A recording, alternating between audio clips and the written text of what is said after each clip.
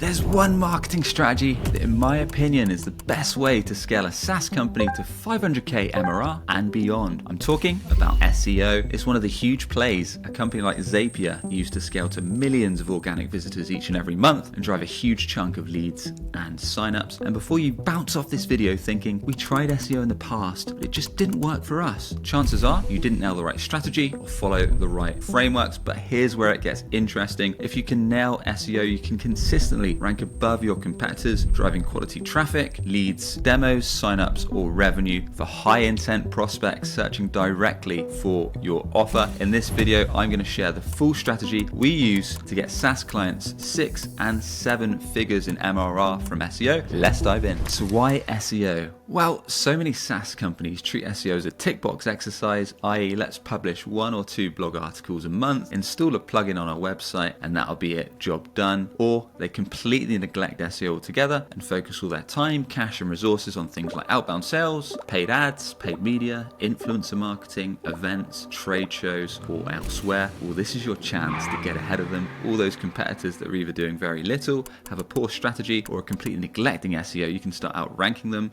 and scooping up all that high intent traffic for dream clients searching for your offerings on Google to drive leads and revenue. And other benefits include the evergreen compounding effect. So have you ever searched for a video on YouTube and seen videos that are maybe a few months or even a few years old? SEO is just the same. Your content can work hard for you, putting multiple lines in the water, and you can show up with pages that are months or even years old when folks are searching directly for your offer. So each and every asset, page, backlink, etc. you build is going to have a compounding effect, driving more and more quality traffic with the right strategy over time. Plus, it can reduce your reliance on paid ads, so you can spend less on Google paid search and drive more quality organic traffic. Also, these days, many folks know exactly what a sponsored ad is, especially on Google, so they may place more trust in the organic listings. Not only that, but SEO is part of the SaaS marketing and B2B marketing ecosystem. So if you're consistently top of organic search results when folks search for your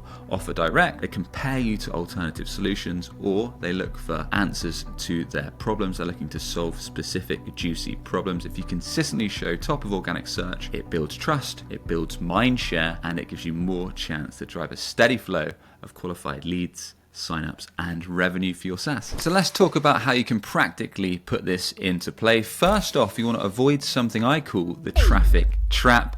What the hell is the traffic trap? Well, the traffic trap is focusing on informational-based keywords, i.e. things like what is a website, what is a CRM, what is a KPI, simple-based keywords that are going to get wiped out most likely by AI. For example, Google recently introduced AI overviews, so top of the fold, when you search something on Google, you get an instant result instead of having to click through the traditional blue links.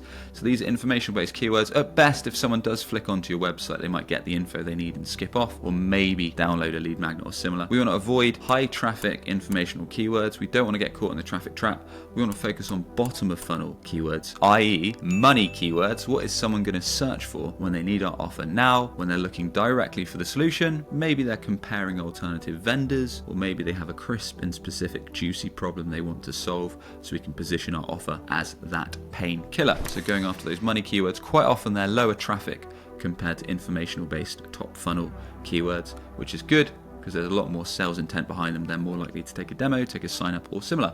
So my recommendation is to fire up an Excel sheet or a Google sheet. First off, you want to do 4 main columns. Column 1, your main offerings. Column 2, industry. Column 3, your prospects' juicy problems or their jobs to be done. And column 4 is the main competitors that come up on sales calls. The reason we're building out this sheet is so we can start building out long tail money keywords that our dream clients would search for when they need our offer, comparing alternatives, or have the problems that we solve.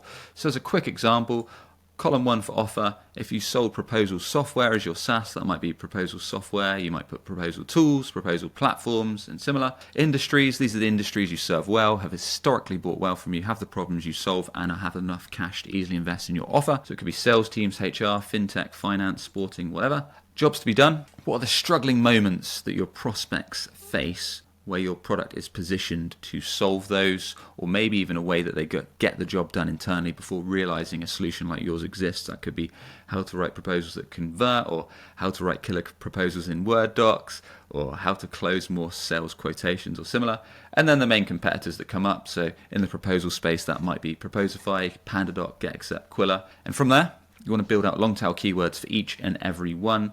So if we're doing our offer plus industry, column 1 and column 2 together, that could be proposal software for sales teams, or proposal software for HR teams, or proposal software for finance teams, or similar. Other variants might be best proposal software. That would probably be a really nice keyword to target initially, but that's going to be a lot longer term to rank number 1 for, because your main competitors will probably be dominating the space.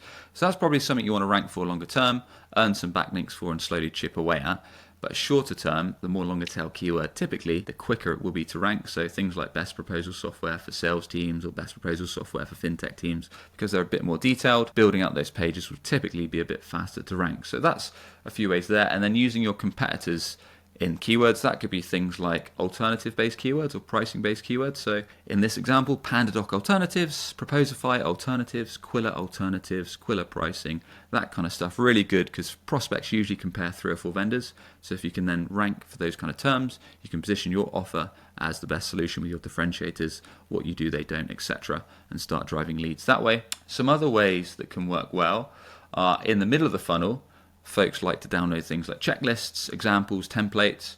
So in this proposal example, it might be sales proposal checklists, or sales proposal templates, or sales proposal examples. Those can work quite well somewhere in the middle of the funnel to get someone to download a lead magnet and then start nurturing them via email. Or a programmatic SEO play, which is something like Zapier did, would start to show up for different kind of integrations in their case. So that could be things like integrate HubSpot with Proposify, or integrate Trello plus Slack, or Google Sheets plus HubSpot. So these 2 things that you can connect in their case was what they were talking about. And then they did a programmatic play, which basically meant they built out pages at scale with similar content with slight tweaks to enable them to rank for a bunch of different terms for integration-based solutions. That can work quite well if your SaaS is a bit more technical, has a bit more technical use base, or has specific use cases where you need to link one item or one solution to another, is another way to consider for a bit more advanced programmatic SEO play. Once you've finished up your list of exhaustive keywords, the next thing you want to do is see what type of pages rank for each and every money keyword. So the easiest way to do this is to head over to Google, search for one of your focus keywords, and see what type of page Google favors, what's ranking well in the top 3 or so organic non-sponsored listings. Is it an article?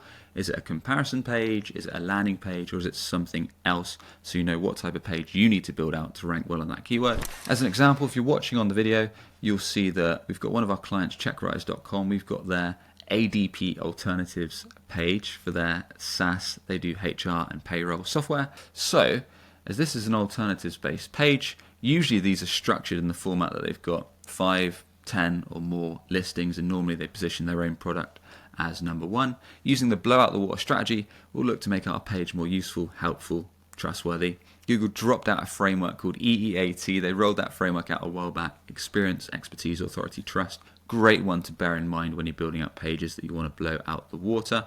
So what I'd usually do is look at those pages, look for gaps in the current pages that are ranking top 3, note down any gaps in their pages that we can double down on. If they've got a top 5 comparison page, I'd look to double that. So I'll do a top 10, so there's no risk of us having to update our page anytime soon. So a few things to note when we're building out articles. At the moment, we want to rank on Google as well as AI searches. So we're weaving in things like a quick summary of the page, and also why you should listen to us to help boost trust signals and things like AI overviews, ChatGPT search, and similar. And then usually folks will do the top 10 list or top 5 list, whatever they've built out for the alternatives page. But instead of just harping on about how great you are and how much your competitors suck, instead do a fair assessment. But when it comes to listing out your own page, talk about things like your points of differentiation, why customers choose you above others. Weave in examples of your products so folks can see it in action, screenshots, GIFs of that aha, that awesome moment where your product kicks into play. Maybe some testimonial videos of customers and why they switched from a competitor to you, maybe some customer quotes. And then what we like to do fixed on the left or right hand side is usually a table of contents, so folks can quickly skip to different parts of the article, and also a fixed call to action. So if you want to book a meeting, take a sign up, or whatever that relevant call to action is based on the type of page that you're looking to rank for. And then after you've positioned your product as number one on the list, then a fair assessment of all the competitors underneath. Make sure it's fair. You don't want to get yourself in a legal battle. But that's an example of alternatives, so competitor alternatives page. But it could be that you're trying to rank for a landing page. In that case, maybe the number one organic landing page right now is quite thin on content. Maybe they just have a basic problem agitation solution framework and you want to dive a bit deeper. So you talk about the problem, you weave in a YouTube video embed specifically about that topic. Maybe you walk through your process. Maybe you have some customer testimonial videos embedded. Maybe you have a nice FAQ section talking about all the common objections and questions you get on sales calls, and you cover each one in depth, and you just look to one up that page as much as possible. And the other thing is, once you've upped the content side of things and you've got the best possible page, then basic technical SEO. So making sure your keyword is within your meta title and description, making sure it's within your focus URL. So for example, for this, if we want to rank for ADP alternatives, we do yourdomain.com/ADP-alternatives. And then you want your main keyword within your H1. And aside from that, you can weave it in naturally within the content, but that's probably, apart from weaving in some internal links, so making sure within that focus page you've got some internal links to relevant content on the topic, and likewise other pages outside of this page, whether it's a landing page or other articles, link back to this page as long as they're on a similar topic. Makes it easier for Google to crawl the page quickly, and it also boosts up something called topical authority that can help you rank a little bit faster. And a bonus tip here, we're in a world where you can churn out tons of pages and content at scale using AI, but if dream clients land on these pages, they might think it's written by a robot, doesn't resonate with me, and the chances are, if it doesn't make sense, if it's not helpful to the end user, there's a chance it might be downranked by Google. So instead, you want your pages to rank, resonate, and convert dream clients. The best way to do that is to pull insights on things like sales calls, prospecting calls, demo calls, customer success calls, and more. Leverage those insights to really understand your customers' problems, pain points, the impact of not fixing them, their goals, their jobs to be done, their motivations, and more. So when a dream client lands on this page, it resonates with them straight away. It builds trust. You're positioning your product as the solution. You're leveraging trust signals with social proof, examples, testimonials, customer stories, and you're making it easy for them to see that you're the clear choice and easy for them to take a sign up or take a demo. Now, for some of your really competitive money keywords, to try and rank for them without backlinks is going to be a struggle. So here's a few ways that you can earn solid backlinks to give your website and rankings a boost without breaking the bank. One of my favorites is to find partners, build partnerships with companies that go after the same target audience, the same ideal client profile as you, but they're not direct competitors. So you could reach out to these folks, perhaps the founder or the marketing leader or similar, on LinkedIn or via email. You could send them a painfully short message. It could be something like, "Hey Steve," or "Hey Janice, had an unusual idea. We could create content together and ramp up our website's traffic and leads. Are you against a chat or against a conversation?" Something a bit unusual to pique their curiosity. This has a really good hit rate. When they accept or when they reply to your message, you could send them a Loom video with a few ideas. It could be a guest article on their website that's relevant to both your audiences, and in return you ask for a backlink to one of your money keywords and money pages. Over time, the partnership can grow. We've done this with loads of businesses, and not only do we do content together, build backlinks together, but we also now send referral business each other's way. Another strategy is to guest on industry relevant podcasts. You can use sites like listennotes.com to quickly filter out your target audience's shows. That could be things like you can search for SaaS marketing or B2B marketing in our space. In your space, you might search for fintech, accounting, sports, whoever your target market is, and you can quickly see the top shows in your niche and whoever hosts them. So you can reach out to the hosts. Again, it could be over LinkedIn, it could be email, again with a painfully short message like, "Had a weird idea for your podcast that could be useful for your audience." Are you against a quick chat? A lot of folks accept these requests and say, "What the heck are you talking about? Like, what's your idea?" And then I would again send them a Loom video, send them some 1, 2, 3 ideas for their podcast. Say, "Look, really enjoying your recent show. Had an idea for your podcast that could be super valuable for your audience. Here's 2 options. would you be against having me on? This has a really good hit rate. And again, you can go on the podcast, you can get in front of their audience, and afterwards you can ask for a backlink on the article page when they make the podcast episode live. And the last idea to build backlinks for free is to leverage past media from your exec team or your founder team. What you can do is you can go onto a tool like SEMrush or Ahrefs. You can get the profile page or the LinkedIn profile page of your exec or your founder, copy and paste it into SEMrush or Ahrefs or a similar tool, click onto the backlinks tab and look at all the niche relevant sites that have linked to your founder or your exec profile page on LinkedIn, and then reach out to whoever was the author of each page and say, look, thanks very much for featuring our exec on your recent page. Wondered if you could actually add a backlink to one of our focus keywords we're going after at the moment. Most will be more than happy to do it as they've already taken the effort to build out the article, the PR, and link back to you. So it's a really quick win to get some of those juicy backlinks to some of your money pages and keywords. And there you have it. That's a high level strategy of how you can start seriously scaling your SaaS company's MRR with SEO. If you've tuned in so far and you've maybe thought this sounds a little bit tricky, or perhaps you lack the in-house resource to make it a success, why not head over to breakingb2b.com. You can book a call with us. We can go deep into where you're at now and where you'd like to scale to. We can share some growth ideas and strategies so you can see if we're the right fit to help your SaaS company scale with SEO. That's breakingb2b.com, or hit the link in the description below. Oh, and if you're not ready yet, why not check out the Breaking B2B podcast or Breaking B2B newsletter for free tips and ideas to scale your SaaS. And with that, I'll catch you on the next one. Cheers.